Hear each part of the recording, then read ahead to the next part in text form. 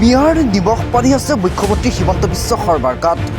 মিয়াৰ ঘৰত খাই মিয়াৰ ঘৰতে শুৱে মুখ্যমন্ত্ৰী হিমন্ত বিশ্ব শৰ্মাই।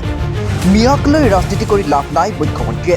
২৬ৰ বিধানসভা নিৰ্বাচনৰ দিন যিমানেই চমুচপি আহিছে সিমানেই ক্ৰমাৎ অধিক তৎপৰ হৈ পৰিছে মুখ্যমন্ত্ৰী হিমন্ত বিশ্ব শৰ্মা। ক্ৰমাৎ অধিক তৎপৰতাৰে বৃদ্ধি পাইছে মুখ্যমন্ত্ৰীৰ মিয়া বিৰোধী অভিযান। সাংবাদিকৰ সন্মুখত মুখ্যমন্ত্ৰীৰ মন্তব্য, মই মুখ্যমন্ত্ৰী হৈ থকালৈকে অসমত মিয়া শান্তিত থাকিব নোৱাৰে। সন্দেহযুক্ত মিয়াক কষ্ট দিয়াটোৱেই মোৰ কাম।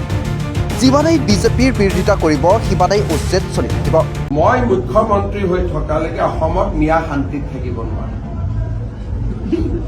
এইটো পাক্কা কথা।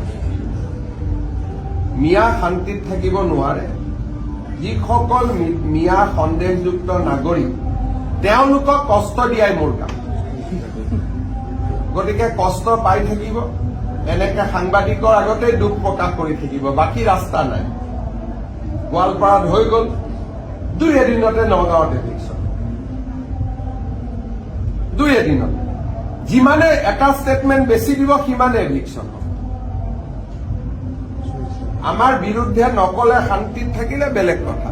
সন্দেহযুক্ত মিয়াৰ কোনো শান্তি নাই অসমত। মই মুখ্যমন্ত্ৰী থকালৈকে মোৰ ঘৰত আহিলেও শান্তি নাই, জুবিনৰ সমাধিত গ'লেও শান্তি নাই, গৌৰৱ গগৈৰ মিটিঙত গ'লেও শান্তি নাই, ৰকিবুল হুছেইনৰ মিটিঙত গ'লেও শান্তি নাই। মুঠতে মিয়াৰ শান্তি নহ'ব। মুখ্যমন্ত্ৰীৰ এই মন্তব্যৰ পাছতেই মুখ্যমন্ত্ৰীৰ বিৰুদ্ধে জাঙুৰ খাই উঠিল মৌলানা বদৰুদ্দিন আজমল।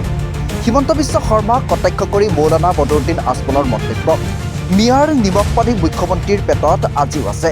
তেওঁ আগতে মিয়াৰ ঘৰত গৈছে, খাইছে, শুইছে। গছৰ প্ৰতিশিলা পাত সাক্ষী আছে এই কথাৰ। ইয়াৰ লগতে মুখ্যমন্ত্ৰীৰ বিৰুদ্ধে হুংকাৰ প্ৰদান কৰি আজমলৰ মন্তব্য, মিয়াক লৈ পলিটিক্স কৰিব নাপায়, আমি নকৰোঁ।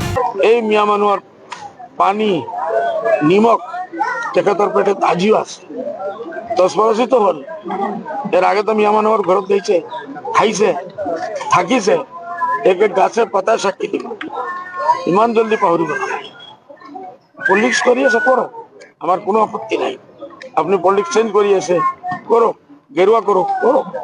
এতিয়া প্ৰশ্ন হয়, মিয়াক ৰক্ষণাবেক্ষণ দিছে নেকি মৌলানা বদৰুদ্দিন আজমলে? আজমলৰ বিৰুদ্ধে কি পদক্ষেপ গ্ৰহণ কৰিব মুখ্যমন্ত্ৰীয়ে, সেয়া সময়ত হ'ব লক্ষণীয়।